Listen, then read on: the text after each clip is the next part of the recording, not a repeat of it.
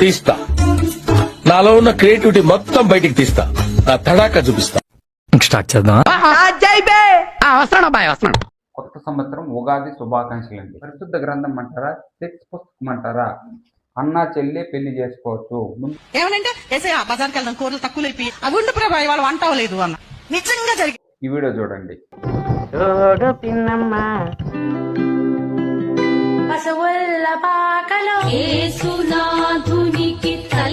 Gas అయిపోయింది. తముదురు నువ్వు ఏం జరిగింది, ఏం జరుగుతోంది, ఏం జరగబోతోంది నాకిప్పుడే తెలియాలి. హిందువులందరికీ కొత్త సంవత్సరం ఉగాది శుభాకాంక్షలు అండి. మనకి కొత్త సంవత్సరం ఇప్పటి నుంచే స్టార్ట్ అవుతుంది. మనకి హ్యాపీ న్యూ ఇయర్ అనేసి అంటారు కదా. హ్యాపీ న్యూ ఇయర్ మన కల్చర్కి సంబంధించింది కాదు. అది ఓన్లీ ఇంగ్లీష్ వాళ్ళకి మాత్రము, క్రిస్టియన్స్ వాళ్ళకి మాత్రం సంబంధించింది. దయచేసి ఎవరు కానీ ఈ హ్యాపీ న్యూ ఇయర్లనే చెప్పుకోకండి. మనకి కొత్త సంవత్సరం ఇప్పుడు స్టార్ట్ అవుతుంది కాబట్టి ఉగాది కొత్త సంవత్సరం శుభాకాంక్షలు. ప్రతి ఒక్కరూ ఈ గ్రూపుల్లో ఇలా షేర్ కావాలంటే చేసుకోండి, కానీ మన హ్యాపీ న్యూ ఇయర్ అనేది మాత్రం షేర్ చేయకండి. మనం బైబిల్లో పరిశుద్ధ గ్రంథం అనేసి అంటారు కదా, ఆ పరిశుద్ధ గ్రంథం నుండి ఒక వచనం తెలుసుకుందాం. ఆ వచనం చూడండి. ఇది పరిశుద్ధ గ్రంథం అంట. పరిశుద్ధ గ్రంథం అవునా కాదా అనేసి ఇప్పుడు ఒక వచనం చెప్తాను, చూడండి. ఈ వచనంలో ఎలా ఉంటుంది, దీన్ని పరిశుద్ధ గ్రంథం అంటారా, సెక్స్ పుస్తకం అంటారా? ఈరోజు తెలుసుకునే విషయం ఏమంటే ఆదికాండము 20వ అధ్యాయము 12వ వచనం. ఆదికాండం 20వ అధ్యాయము 12వ వచనం. దీంట్లో అన్న చెల్లి పెళ్లి చేసుకోవచ్చా అనేసి అంటే పెళ్లి చేసుకోకూడదు. హిందువులు మన ప్రకారం, మన హిందుత్వం ప్రకారం అన్న చెల్లి పెళ్లి చేసుకోకూడదు. కానీ ఈ బైబిల్లో మాత్రం పెళ్లి చేసుకోవచ్చు, తప్పులేదు. ఈ బైబిల్లో మాత్రం అన్న చెల్లి పెళ్లి చేసుకోవచ్చు. ముందు వీడియోలో ఏం చెప్పాను, తండ్రి ఇద్దరు కూతురితో సెక్స్ చేసుకున్నారు కదా, అది చెప్పినాను. ఇప్పుడు అన్న చెల్లి పెళ్లి ఎలా చేసుకుంటారు సింపుల్గా ఒక లైన్ చెప్తాను, చూడండి.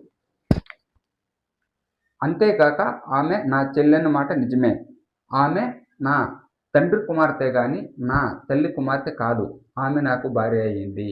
చూడండి, ఇక్కడ ఒకరికి ఇద్దరు పిల్లలు ఉంటారు, ఒకరికి కూతురు పుడతారు, ఇంకొకరికి వచ్చి కొడుకు పుడతారు కదా, వాళ్ళిద్దరికే పెళ్లి చేస్తారు బైబిల్లో. ఇది బైబిల్ సెక్స్ పుస్తకం అని నేను అంటానండి. కాదు అని మీరు ఎవరైనా చెప్పగలిగితే, కాదు అని నిరూపించగలిగితే నేను ₹1,00,000 ప్రైజ్ మనీ ఇస్తాను. మీ క్రైస్తవులకి ఎవరికైనా దమ్ముంటే ఈ నెంబర్కి ఫోన్ చేసి బైబిల్ అనేది పరిశుద్ధ గ్రంథము అని నిరూపించండి, నేను మీ యేసు మార్గంలోకి వచ్చేస్తాను. ఇప్పుడు మనము వీడియోస్లోకి వెళ్ళిపోదాం. మాకు ఎలా వీడియోస్ ఉంటాయి అనేసి అంటే, మాకు మా ఇంట్లో యేసు వచ్చి మాకు వంట చేస్తాడు. యేసు రాకపోతే నేను కూరగాయలు గడబాను నేను. ఆ వీడియో చూడండి. ఏమనంటే బజార్కి వెళ్దాం, కూరలు తక్కువ అయిపోయి మంచి కూరలు అయిపోయి, లేదా మంచి చీరలు అయిపోయి, తక్కువ డబ్బులు అయిపోయి, లేకపోతే అయ్యా బజార్కి వెళ్దాం కొనుక్కున్నాను. నేను ఒక రోజు పిలవకుండా సరుకులకి వెళ్తాను, సరుకులు దొరకవు. సరే అలవాటు పడ్డాడుగా ఆయన, ఈ అలవాటు చేశాను ఆయనకి. ఇక వస్తాడు, రాకపోతే అడుగుతాడు, ఇవ్వరు.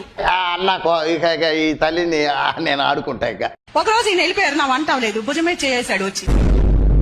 రామా మీ ఆయన వెళ్ళిపోయాక పిల్లలు వెళ్ళిపోయాక మాట్లాడుకుందాం అన్నాడు. అలవాటు చేశాక అవి ఉండి ప్రభావి వాళ్ళు వంట అవ్వలేదు అన్న. రాజా, ప్రతి చిన్న విషయానికి టెన్షన్ పడిపోయి ఆరోగ్యం పాడు చేసుకో.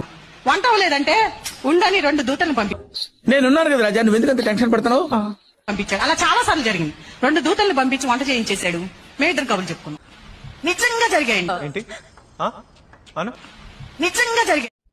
వీడికి శారీలు తీసేవాళ్ళన్నా, కూరగాయలు తీసేవాళ్ళన్నా యేసయ్య వచ్చి కూరగాయలు తీసిస్తాడు, శారీలు తీసిస్తాడు, తక్కువ రేట్లో తీసిస్తాడండి.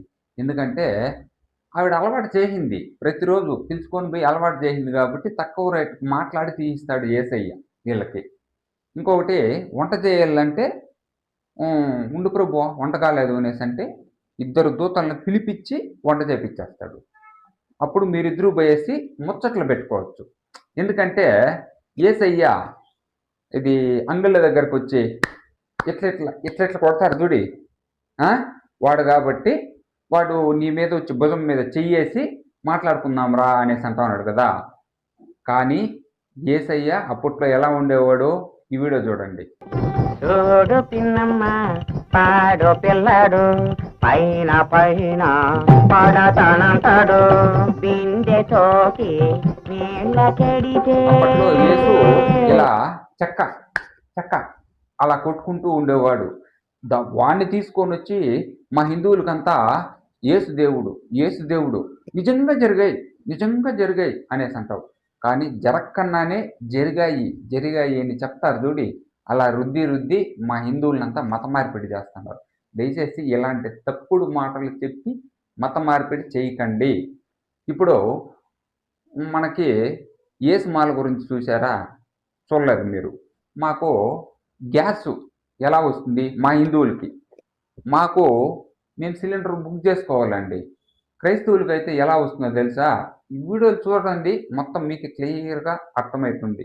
అహో మన క్రీస్తు యేసు పుట్టిన రోజు ఎటు చూసిన కోలాహలం, నేనిక బతకలేనమ్మో. ఏ చర్చిలో చూసిన స్టార్ వెలుగులు, పశువుల పాకలోన జన్మించిన ప్రభు యేసు అతడే రక్షకుడు. నీవే ప్రేమవు నీవే యేసునాథునికి తల్లివమ్మా. గుండెలో దుఃఖం పాటలు తెలిపి పదే పదే కొనియాడెదము.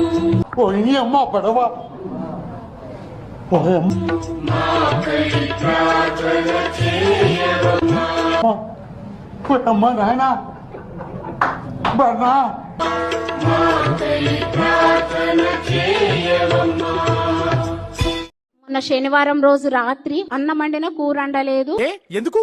గ్యాస్ అయిపోయింది. చాలా బాధాకరమైన విషయం. నాకు నైట్ అంతా నిద్ర పట్టలేదు ప్రభా. తెల్లారే వరకే నాకు గ్యాస్ ఇచ్చినందుకు స్తోత్రం అనుకుంటా పడుకున్నా. మళ్ళీ మేము ఉదయము చర్చికి వెళ్ళిపోవాలి, మధ్యాహ్నం అవుతుంది మేము ఇంటికి వచ్చేసరికి. మూర్తి గారు, ఇలాంటప్పుడే గుండె రాయి చేసుకోవాలి. మరి ఎట్లా మేము వచ్చి ఏం తింటాం ప్రభా? నాకు తెల్లారేసరికి గ్యాస్ ఇచ్చినందుకు స్తోత్రం అనుకుంటున్నా. ఆయన వచ్చి గ్యాస్ ముద్ద ఇచ్చిపోయిండు. 8 వరకే నా ఇంట్లో గ్యాస్ ఉన్నది.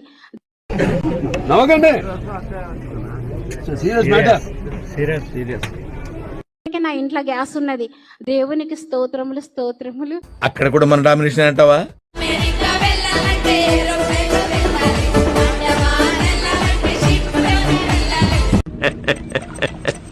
అబ్బో, నేను ఎక్స్పెక్ట్ చేసిన దానికంటే ఇది పెద్ద ముదురు.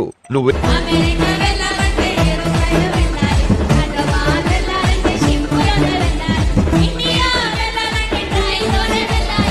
పిచ్చి మీకై ఉండాలి, ట్రీట్మెంట్ మాకై ఉండాలి. అంటే నాకు పిచ్చా? అవును, క్లియర్ గా ఉందిగా.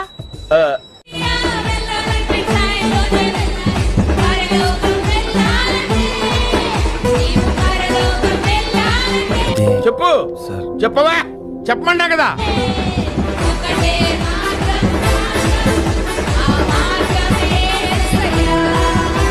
అయ్యి బాబోయ్, పిచ్చి బాగా ముదిరిపోయిందిరా మీకు.